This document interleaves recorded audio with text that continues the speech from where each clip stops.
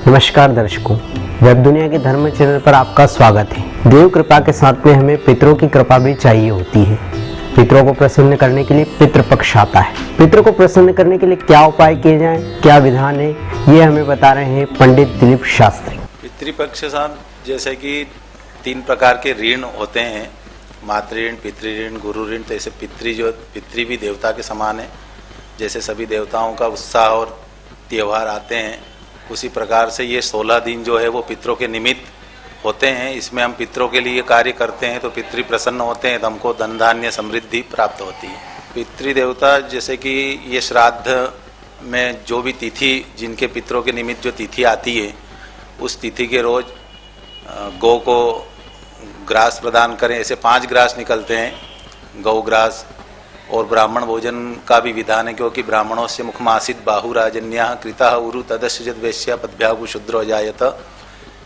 इस यजुर्वेद मंत्र के अनुसार ब्राह्मण जो है वो भगवान के मुख से निकला है, इसलिए ब्राह्मण को भोजन कराने से वो भगवान के मुख में जाता है। तो पितरों के निमित्त हम ब्राह्मण को भोजन कराते हैं तो पितृदेवता प्रसन्न होते हैं। और ऐसा भी शास्त्रों में बताया गया है कि ये 16 दिन में जो हमारे पितृ रहते हैं, वो पृथ्वी जो है वो आकाश के समकक्ष आ जाती है अभी 16 दिन में।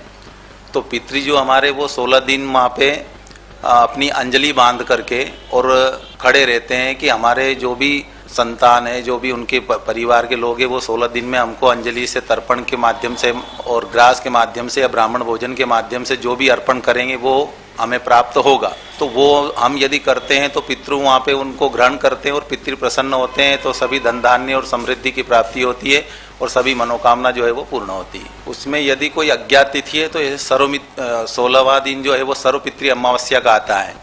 वो सर्वपितृ अमावस्या तिथि जो है वो अज्ञात, यदि हमको कोई तिथि ज्ञात नहीं है तो उसी रोज उनका श्राद्ध कर लेना चाहिए। सबसे सरल चीज में ये सब, जिस रोज तिथि हो उस रोज तिथि को हम अपने जहाँ पे जल इत्यादि रखते हैं वो परेंडे के ऊपर एक कंडा जलाकर अग्नि में गुड़ और घी की धूप दे दें। और गुड़ घी की धूप देने के साथ में यदि हम कुछ भी पकवान मिष्टान बनाते हैं तो वो गौ माता को खिला दें, और भी अपनी शक्ति हो तो ब्राह्मण भोजन करा दें। इसमें भी हमारे जो है वो पितृ प्रसन्न हो जाते हैं, क्योंकि शास्त्र में बताया गया है कि यदि पितृ आपके प्रसन्न नहीं है तो देवता भी कुछ नहीं कर सकते, और यदि पितृ प्रसन्न है तो सभी प्रसन्न है।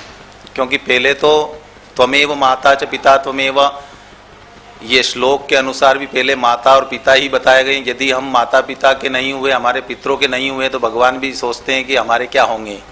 तो इसलिए पहले पितरों को प्रसन्न करना अनिवार्य है, और यदि हमारे पितृदेवता प्रसन्न है तो सभी देवता भी प्रसन्न है।